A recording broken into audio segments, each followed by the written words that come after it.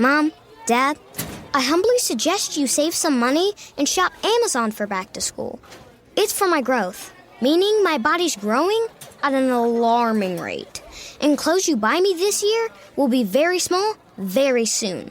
Plus, the clothes I love today will be out of style tomorrow. But at least your wallet doesn't have to be my fashion victim if you shop low prices for school at Amazon. Hopefully this is helpful.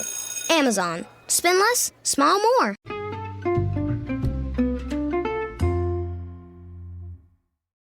Hi everybody, and welcome to the Dr. Psych Mom Show. Today I am going to talk about what to do when your child starts to believe in something that you don't believe in, and whether that is a religion, a political belief system, any sort of values-based ideology at all, and how to handle this so that you protect against potentially ruining the relationship when the child is older. And I see the aftermath of that a lot, and I'll talk to you a bit about what I see in that regard. So before I do that, of course, I'm going to tell you to subscribe. I'm getting more and more subscribers, which is great. Recently, I did the episode about men who can't trust and attachment theory and, all the sex ones, oral sex on women, everything like that. So please do subscribe so that you can get access to all of that, and also join my Facebook group if you like to talk to like-minded people in private about some of these issues that I bring up. Okay, so what am I talking about today? So I see a lot of adult children who are estranged from parents. And I see a lot of the parents that they're estranged from, because that's something that I work with. And these are really sad situations. Obviously, nobody wants to end up estranged from a parent, and certainly no parent wants a child to be estranged from them. So what sorts of behaviors in early adolescence usually lead to these sorts of outcomes where people feel so distant from their parents? One thing that I've seen that relates to this a lot, and I also do have a podcast out on estrangement if you're more interested in that topic or if it relates to your situation. But anyway, one thing that I really see that is a risk factor is when a parent is really invalidating toward a child's belief system. So you may think like, all right, so my 14-year-old decided that he's a Buddhist out of nowhere, and so I'm supposed to think that that's normal? That's crazy. We're Catholic. He's just going through some shit, and of course I'm going to still make him go to church because that's what we do in our family.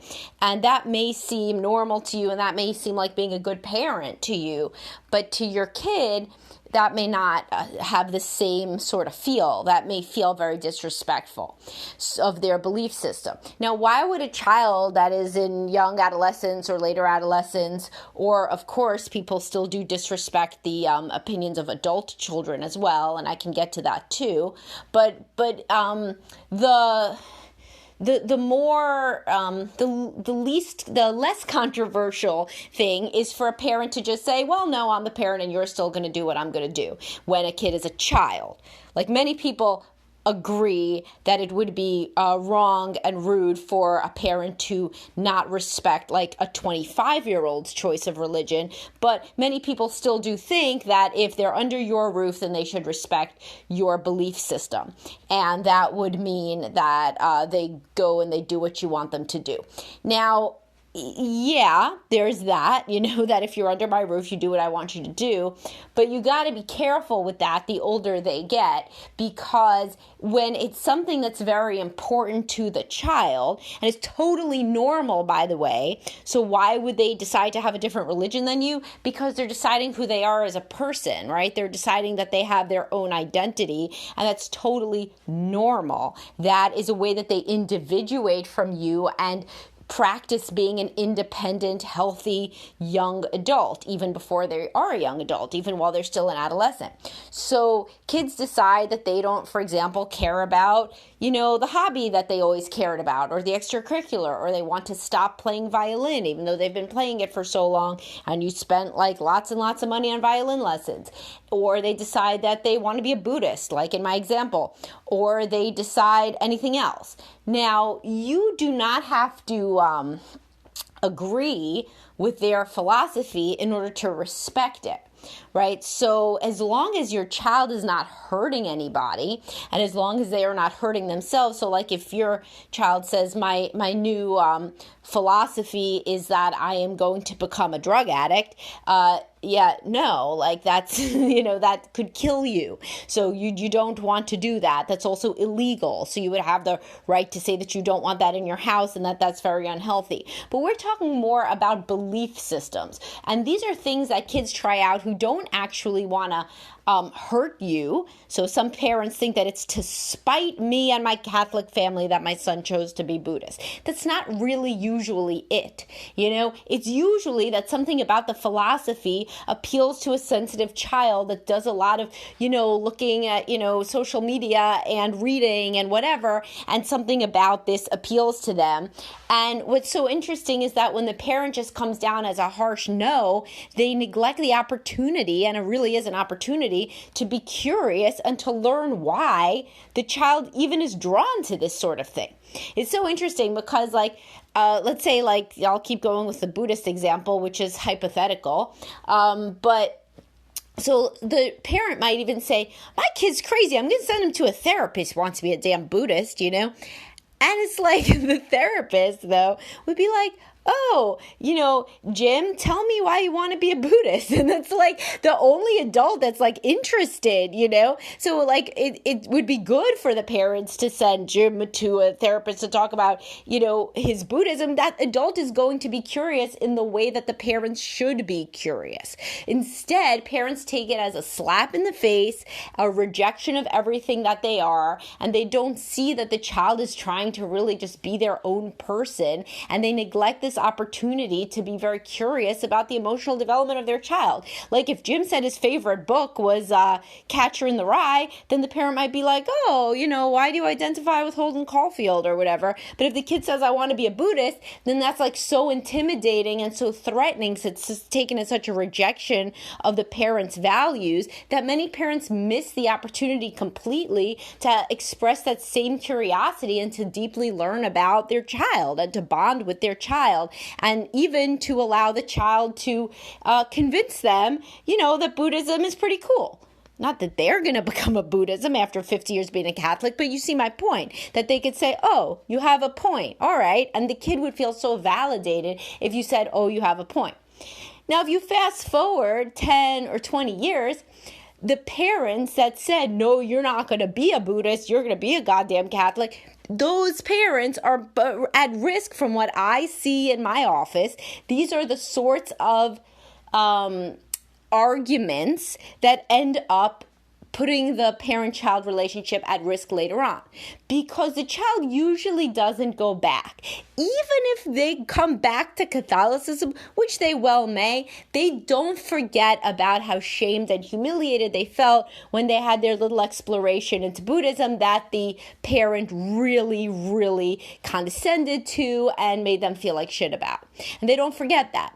And then when there's some other thing that comes up, like they tell their parent, you know what, I think getting my MBA was the wrong decision and I'm going to go back to school. And then the parent says something like, that's crazy, you spent all that money on that MBA.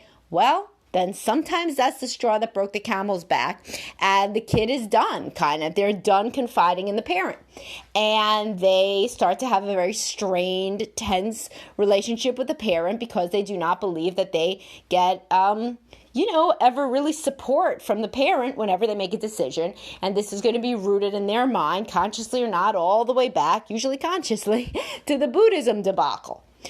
So the point that I'm making here is, when you are about to tell your child that their new belief system is stupid, maybe you're too sophisticated to use that word, but when you're about to try to argue them out of their belief system, whether it's a new political belief or religious or really anything, you got to think about why it's so threatening to you and what is potentially on the line here.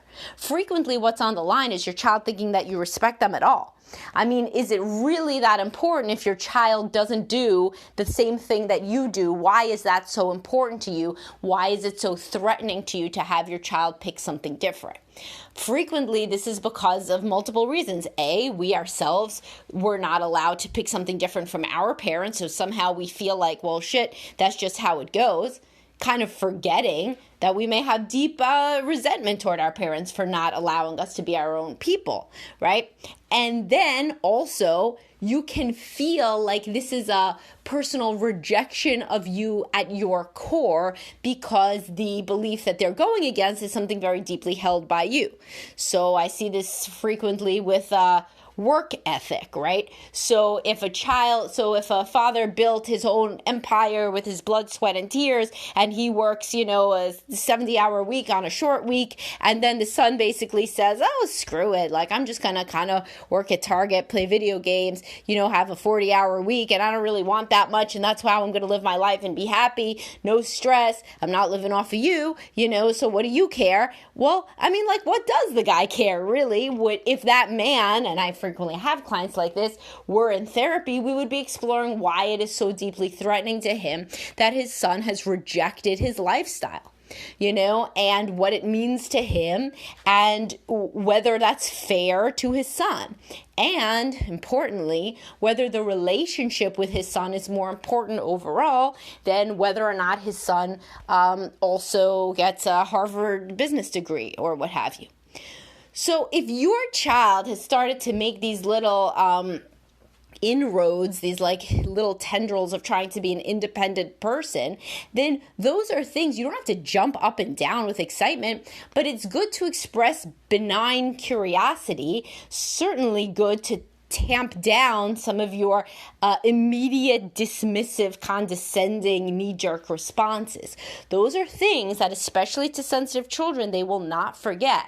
And I mean, they will probably dig in their heels, and everybody really knows this at their core, like this is known. If you tell a kid they can't do something, well, what are they going to do? Frequently they're going to do it, and they're going to do it later on, and they're going to do it with abandon, like with way more excitement and verve than they even would have done if you hadn't told them they couldn't do it, just like Romeo and Juliet, right? They're kept from each other, and then they're more into each other.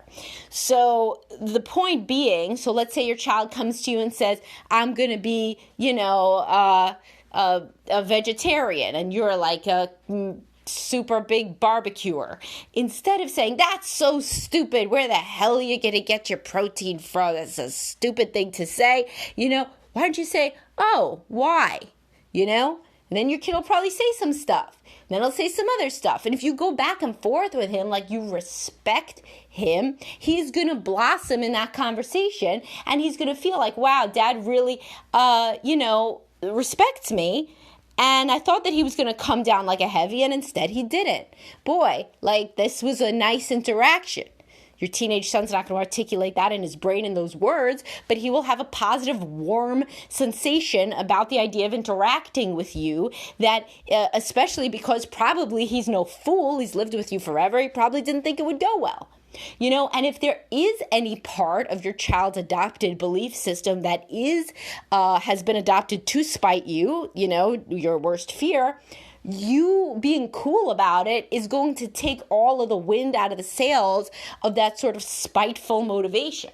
So either a more genuine motivation could be left or no motivation, because like if that kid was just literally hates his dad and was like, what's a way to fuck with him the way that he fucks with me? I know I'll be a vegetarian, right? And if you just express this benign curiosity, there's going to be very little for him to push back on.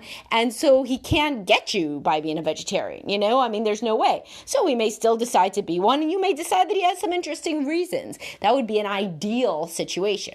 Now, it's interesting to meld this with marriage work, because in John Gottman's marital research, he says that women, this research was done a while ago, said that women, the best thing for women within marriage is to feel that they can exert influence over the husband. It's if the husband accepts influence, that's like the best thing that a husband can do to make his wife happy.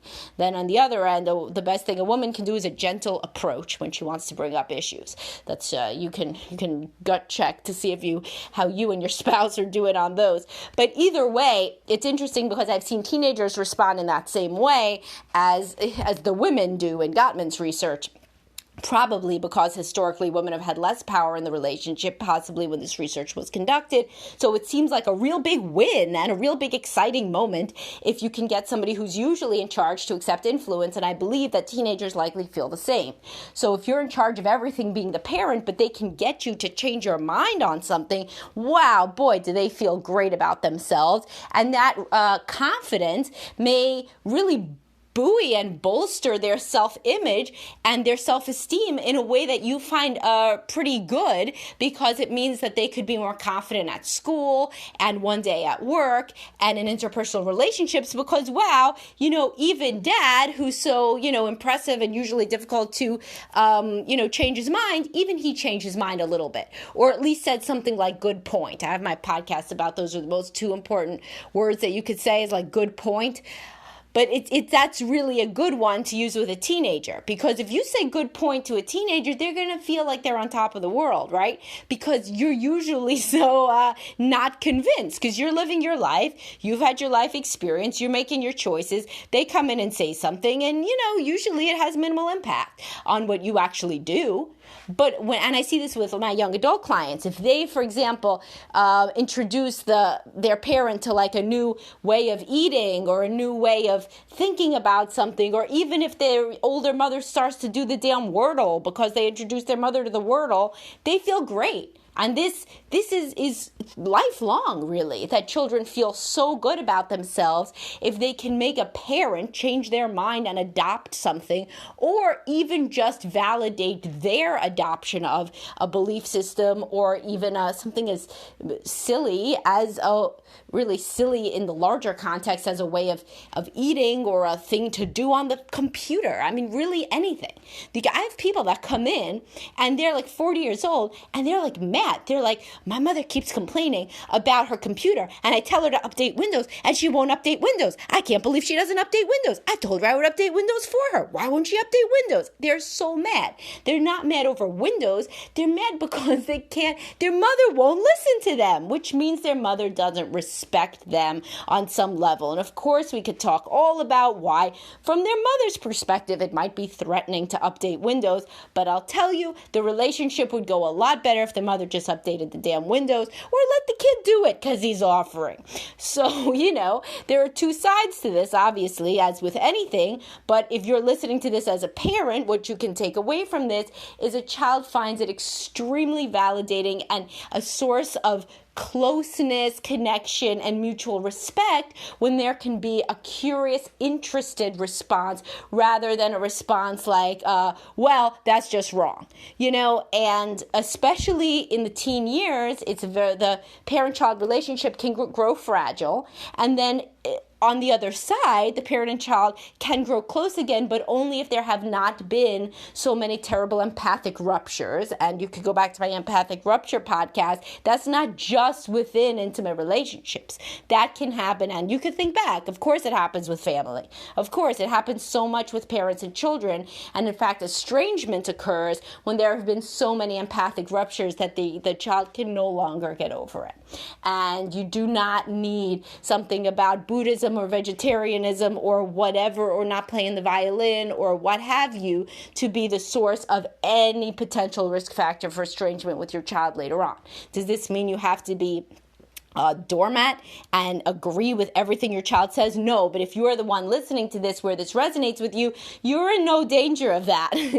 You're not the one who's a doormat. You're the one who the child feels like doesn't take them as seriously. So therefore, anytime that you can take them seriously will be remembered as a closeness and a connecting time, a time which really secures and reinforces your relationship. Whereas if you respond with this immediate out-of-hand rejection of whatever the new belief is, then you risk the opposite, a kind of a distance-making mechanism there that puts the relationship at risk. All right, well, I hope you guys found this interesting and of value, and certainly do subscribe if you did, and have a great night.